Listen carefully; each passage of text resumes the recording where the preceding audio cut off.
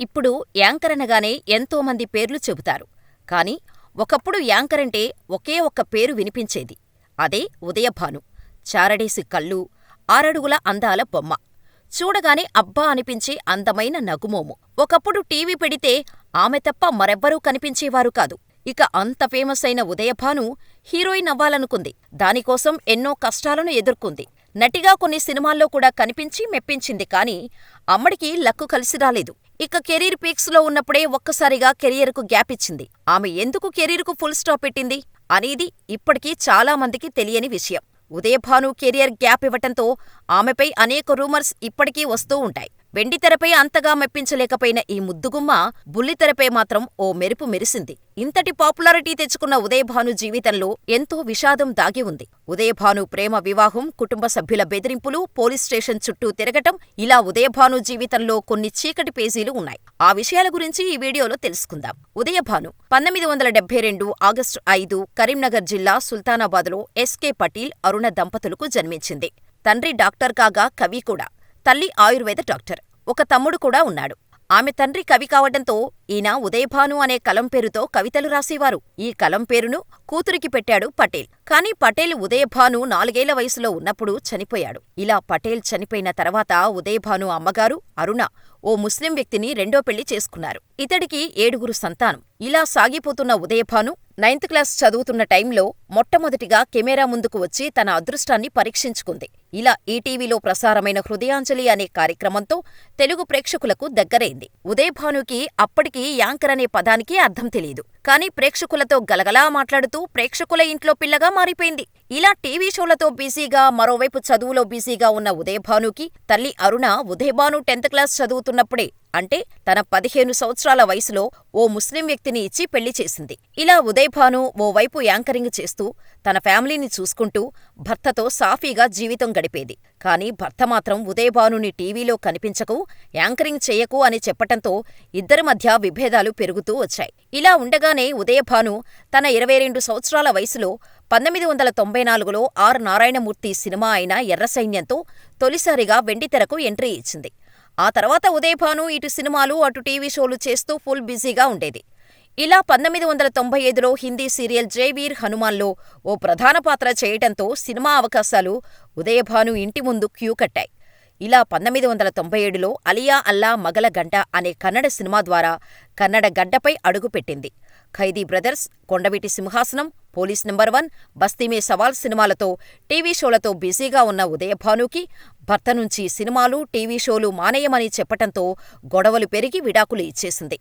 అలా తన కెరియర్పై పూర్తిగా ఫోకస్ పెట్టిన ఉదయభాను వన్స్ మోర్ ప్లీజ్, సాహసం చేయరా డింబక, జానవులే నెరజానవులే, నీ ఇల్లు బంగారంగాని వంటి షోలతో స్టార్ యాంకర్ అయింది. ఉదయభాను భర్తకు విడాకులు ఇవ్వటం నచ్చని ఆమె తల్లి ఉదయభానును వేధించటం మొదలుపెట్టింది. దీంతో విసిగిపోయిన ఉదయభాను పర్సనల్ లైఫ్లో ఏర్పడిన ఇబ్బందుల కారణంగా ఓ సంవత్సరం ఓ న్యాయవాది ఇంట్లో ఉంటూ బుల్లితెరకు, కెరియర్కు దూరమవుతూ వచ్చింది. అలా ఆ తర్వాత 2004లో సైలెంటుగా రెండో పెళ్లి చేసుకొని అందరికీ షాకిచ్చింది. ఇలా ఉదయభాను రెండో పెళ్లి చేసుకోవటం ఇష్టంలేని ఫ్యామిలీ ఉదయభానుని బెదిరింపులకు గురిచేయటంతో ఈ విషయం పోలీస్ స్టేషన్ వరకు వెళ్ళింది. ప్రెస్ మీట్ పెట్టి మరీ కుటుంబం తనను వేధిస్తుందని కన్నీరు మున్నీరుగా విలపించింది. కుటుంబ సభ్యులు తనను ఎలా వేధించారో వివరించింది. నేను ప్రేమ వివాహం చేసుకుంటే నా సంపాదన మా ఫ్యామిలీకి దక్కదన్న అక్కసుతో నా కన్నతల్లి నన్ను బ్లాక్మెయిల్ చేస్తోందని చెప్పుకొచ్చింది. మా నాన్న ఎలా ఉంటాడో నాకు తెలీదు. నాకు 4 ఏళ్ల వయసున్నప్పుడు నాన్న చనిపోయాడు. అమ్మ ఒక ముస్లింను రెండో పెళ్లి చేసుకుంది. అతనికి అప్పటికే 7గురు పిల్లలు.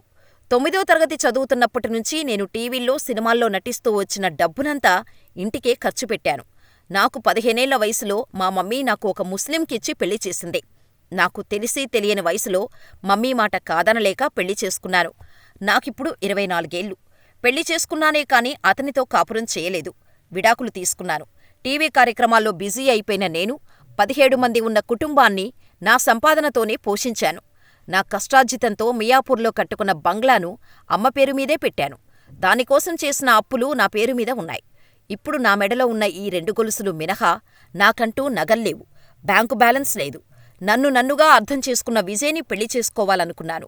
ఈ విషయం తెలిసి అమ్మ నన్ను బ్లాక్మెయిల్ చేస్తోంది. 50 లక్షలు ఇవ్వకపోతే మొదటి పెళ్లి విషయం బయటపెడతానని బెదిరించింది. ఇప్పుడు విజయ్ని పెళ్లి చేసుకున్నాను. మా అమ్మకు ఈ పెళ్లి ఇష్టం లేదు. అందువల్ల నన్ను బ్లాక్మెయిల్ చేస్తోంది. మా అన్నను కూడా నేనే ఇంజనీరింగ్ ఎంబీఏ చదివించాను. మొదట్లో నన్ను ఎంతగానో ప్రేమించిన మా అన్న కూడా మా అమ్మ చెప్పుడు మాటలు విని దొంగ అని తిట్టేవాడు. గత సంవత్సరం ఇంట్లో నుంచి పారిపోయి ఒక మహిళా న్యాయవాది ఇంట్లో ఏడాదిపాటు తలదాచుకున్నాను. కన్న తల్లే నా ప్రాణాలు తీయాలని ప్రయత్నిస్తోంది అని చెబుతూ ఆమె ఏడుపు ఆపుకోలేకపోయింది. ఇలా రెండో పెళ్లి తర్వాత అమ్మా అన్నకు దూరంగా ఉంటూ రెండో భర్తతో కాపురం చేసుకునేది. ఇలా ఆ తర్వాత 2005లో శ్రావణమాసం, 2008లో ఆపదముక్కులవాడు, 2010లో నాయకుడు, 2012లో జులాయ్, 2013లో మధుమతి సినిమాలను చేస్తూనే టీవీ షోస్లో రేలారే రేలా, రంగం, ఢీ, పిల్లలు పిడుగులు, అంతఃపురం, నీతోనే డాన్స్, కళ్యాణలక్ష్మి ప్రోగ్రామ్స్ చేస్తూ 2013లో ఒక్కసారిగా అటు వెండితెరకు, ఇటు బుల్లితెరకు దూరమైంది. ఈ క్రమంలోనే ఉదయభానుకు సింగర్ సునీతకు చాలా గొడవలు ఉన్నాయని, దానివల్లే ఉదయభానుని టార్గెట్ చేసి ఛాన్సులు రాకుండా చేయటంతో పూర్తిగా బుల్లితెరకు దూరమైపోయిందని రూమర్స్ వచ్చాయి. అయితే ఇవి రూమర్స్ కాదని, నిజమని ఇప్పుడు సోషల్ మీడియాలో ట్రెండ్ అవుతోంది. సింగర్ సునీత ఒక ఇంటర్వ్యూలో పాల్గొని ఉదయభానుతో ఉన్న గొడవలపై క్లారిటీ ఇచ్చింది.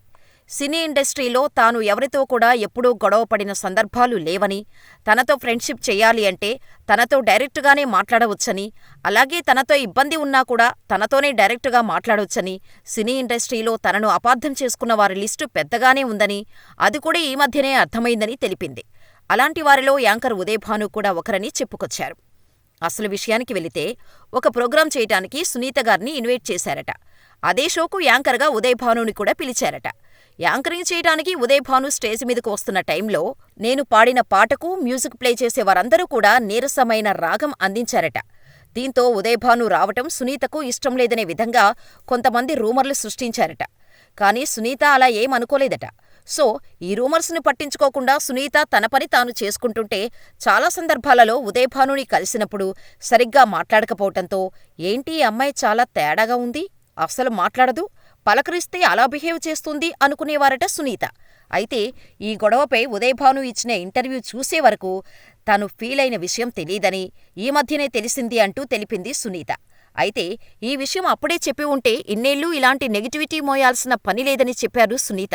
ఇదిలా ఉంటే గ్యాప్ తీసుకున్న ఉదయభాను పూర్తిగా పర్సనల్ లైఫ్పై దృష్టి పెట్టింది.